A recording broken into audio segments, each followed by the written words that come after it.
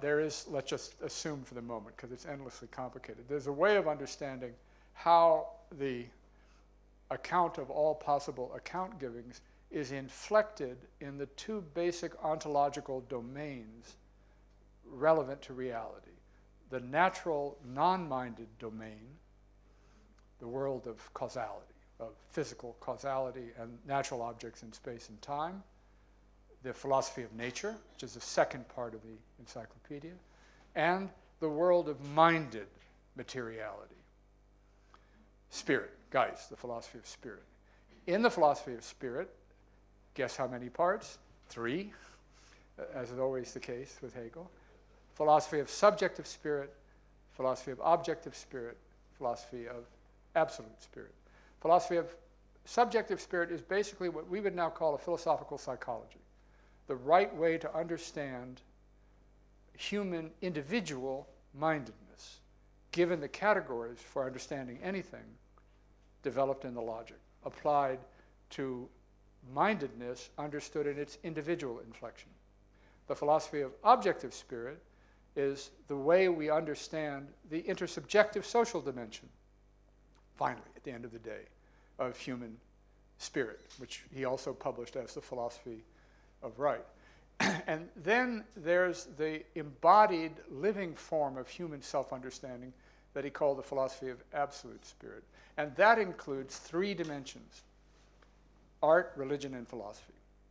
So basically what he's trying to say is there is a very abstract categorical realm, the science of logic, which he called the Reich der Schatten, the realm of shadows. It's not as if it's like a Neoplatonic metaphysics, and it gives us the underlying reality.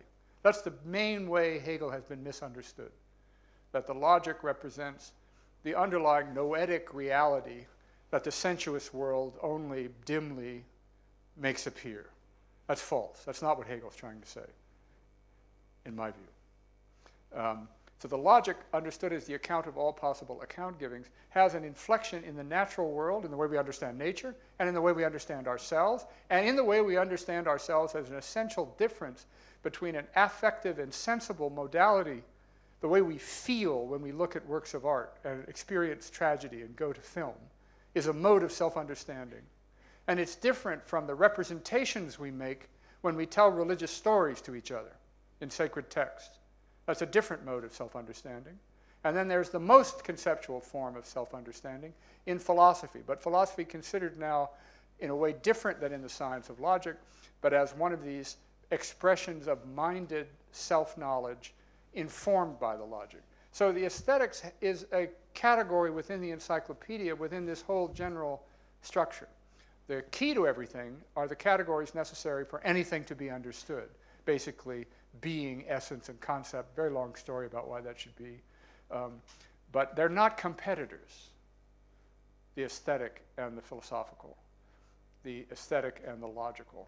One, now you could say, well, doesn't he think that the aesthetic is a lower modality, a less satisfying mode of, yes.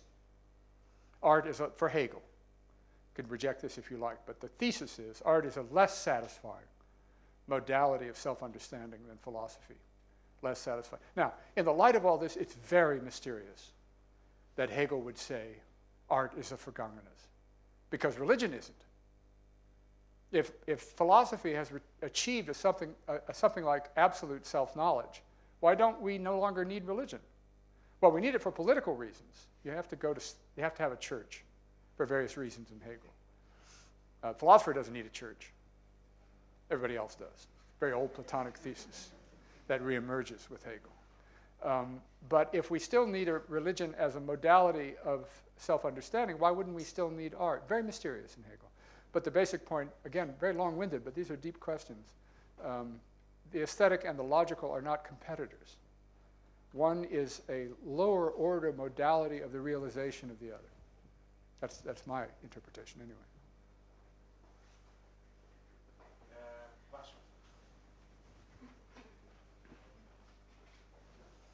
Now we need the microphone. Yeah, they want to record it.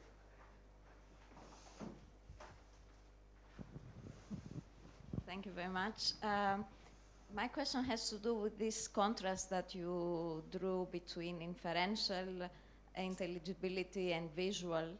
And I would like to ask whether you could say more how it is accomplished, this visual intelligibility, and how it is revised, because you also mentioned that it is revisable, on what grounds and how. Yeah.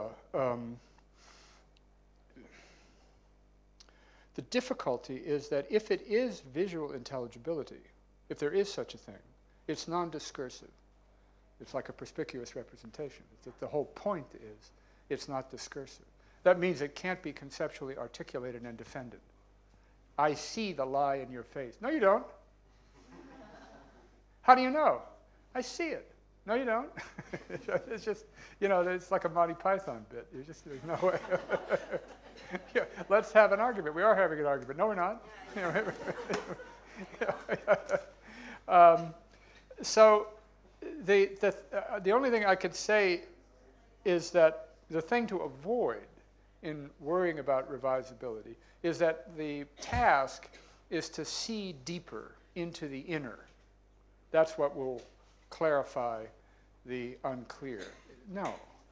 Every visual claim to intelligibility is provisional, just as every avowal of intent. That's why the comparison, the analogy, is so crucial to Hegel. Just as every avowal of intention is provisional. I avow a commitment never to do X, and I claim I have it. But you don't know you have it until you have to do it. In Anfang war die Tat, says Goethe. In the beginning was the deed. Anscombe says, when you want to know what a man intends to do, look at what he does. Same sort of thing with the revisability and provisional nature of visual intelligibility. If you take it to be the case that someone's face shows you that they're disloyal or mistrustful, that isn't resolvable by a deeper, more adequate inner insight. There is no inner insight. It's a provisional take on something that is confirmed or disconfirmed by more of what the person does. There's no other way. Just like there's no other way of actually resolving the question of whether you actually have the intention to X or not. Take the famous question, intentions are the best way to answer your question, I think. Take the famous question of if a man in a war is sent on a bombing run to destroy a munitions plant next to a hospital, and he realizes that by destroying the munitions plant, he's going to obliterate the hospital. Does he intend to obliterate the hospital? And you say, well, you really have to know deep in his own mind whether it's part of his intention in destroying it, knowing it will happen. The only way you'd really know is if he were sent on a similar mission and there were no way to have civilian casualties as well, and he doesn't do it. Something like that. Then you'd know something about his relation to civilian casualties. You wouldn't know it just by trying to see what's in his soul. Is he accepting the civilian casualties? It's just, that's not the way to think about it. And it's also not the way to think, I'm not saying you are, but it's not the way to think about the content of visual intelligibility, that it has a punctual, realizable truth. It's not momentary. When he thinks Odette is lying to him, of course he thinks he sees it in her face. And it turns out she is lying to him. She's always with Forcheville. She's never telling the truth. But it's that renders what he said a genuine insight, not his brilliance in seeing into Odette. Something like that.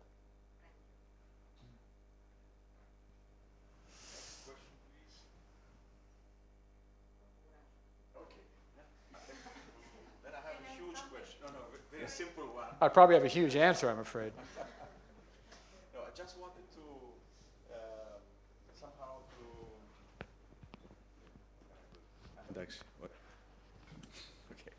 Okay. I think you mentioned somewhere in your book, you didn't mention in your lecture, that Hegel was, because I was thinking the whole time, what were his points of reference as far as art, visual art is concerned. And you mentioned in your book somewhere, I think in a footnote, that it was Dutch art of the Golden Age. So I would like to ask you if there is a little bit more in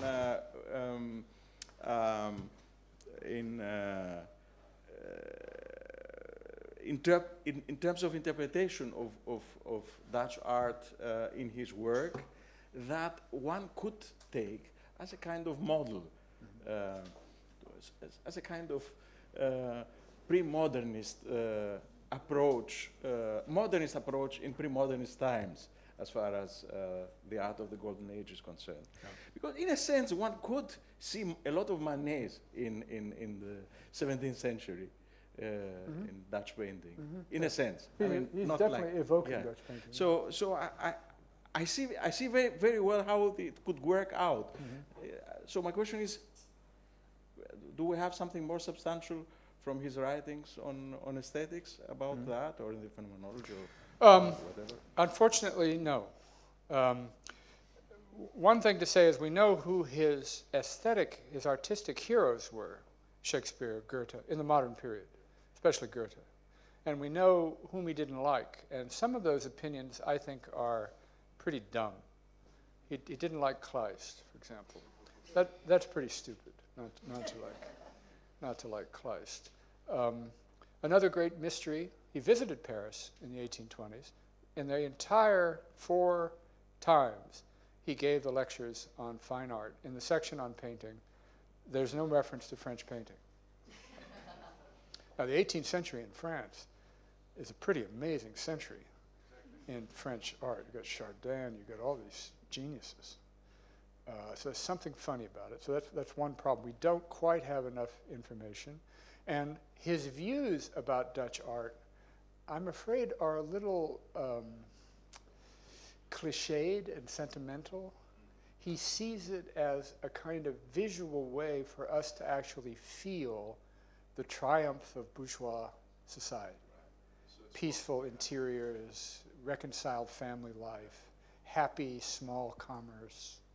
The brutality of emerging capitalism is completely hidden from him. And then there's finally one other problem. We don't have, for the lectures on aesthetics, Hegel's original manuscripts. They're lost. Maybe they'll turn up someday, but they're lost. We have something he gave in the late 1820s, but it's very short. What do we have? Well, there were 4 students who attended all 4 lectures, and they tried to write down everything he said. Now, Hegel stuttered, and he had a very thick Swabian accent, and he was about this tall. So you could barely see his mouth from the podium. So these 4 students, they heroically were trying to write down everything he said, and then they would meet after class and try to put together the best version of what they thought he said. Did he say nichts or not nichts? So the texts that we have from them, they're all in the Hegel archives in Bochum. We have their notes.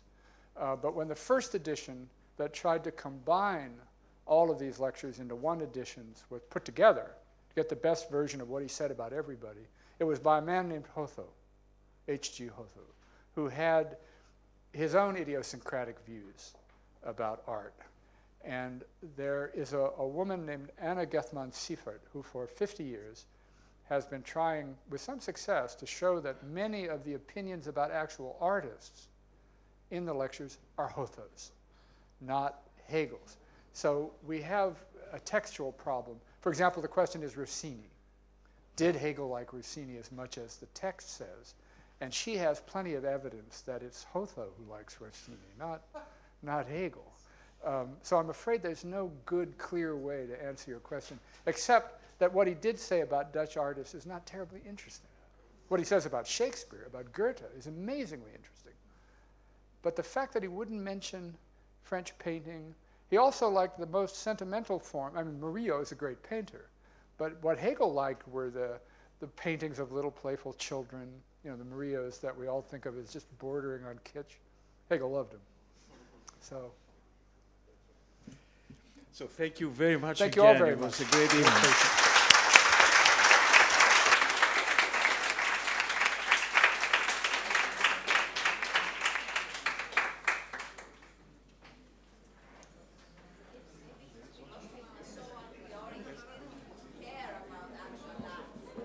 Yeah, and you could say that, yeah. I'm sorry there's not a better answer. No, I come back to you. Θα ήθελα να κάνω μια ανακοίνωση, ίσως ενδιαφέρουσα για κάποια από εσάς. Υπάρχει ένα ποτό μετά, εάν έχετε επιθυμία και διάθεση. Εντάξει, ευχαριστώ πολύ.